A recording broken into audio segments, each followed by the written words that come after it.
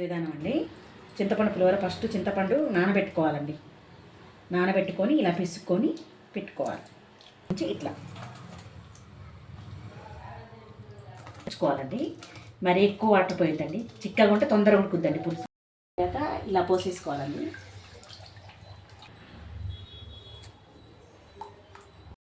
చూడండి బాగా బబుల్స్ వస్తున్నాయి. చూడండి బాగా మగ్గబెట్టుకోవాలి. మగ్గబెట్టుకునేటప్పుడు మధ్యలో పచ్చిమిర్చి చీలికలు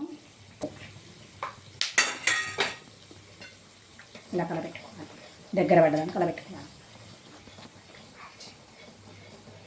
పెట్టుకోవాలని చెప్పాను కదండి. ఇంకో దించే ముందర ఒక 5 minutes ముందర ఇగో కొంచెం లావు ఉప్పు వేసుకోవాలండి. దీనికి టేస్ట్ రావాలంటే లావు ఉప్పు బాగుంటుంది. వేసుకుంటే చాలా టేస్టీగా ఉంటుందండి పులిహోర. ఇలా కొంచెం బెల్లం కొంచెం సాల్ట్ ఇలా బాగా మగ్గబెట్టుకోవాలండి. ఆ బెల్లం ఉప్పు కరిగిన దాకా ఒక 5 minutes మగ్గితే కరిగిపోతుంది. అప్పుడు ఆఫ్ చేసుకుంటే అయిపోతుంది.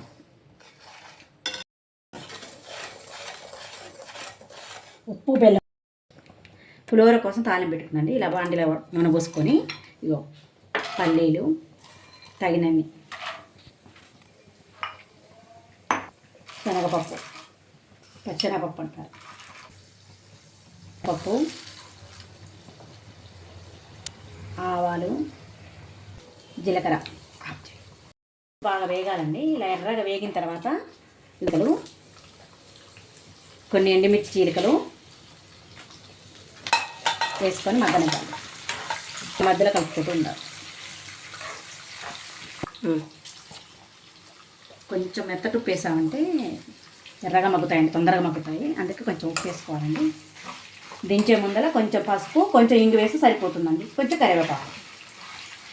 టైం పడుతుంది వేగాలంటే, అప్పుడు వేగవేయాలి. కొంచెం పసుపు అండి దించే ముందర వేసుకోవాలి. కొంచెం పసుపు, కొంచెం ఇంగువ, కొంచెం కరివేపాకు. దించే ముందర కరివేపాకు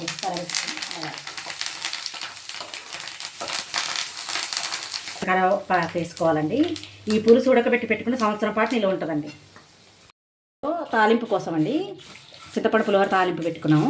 ఇందులో పల్లీలు, పచ్చెనపప్పు, మినపప్పు, జీలకర్ర, ఆవాలు, ఎండుమిర్చి, పచ్చిమిర్చి, కరివేపాకు, ఇంగువ,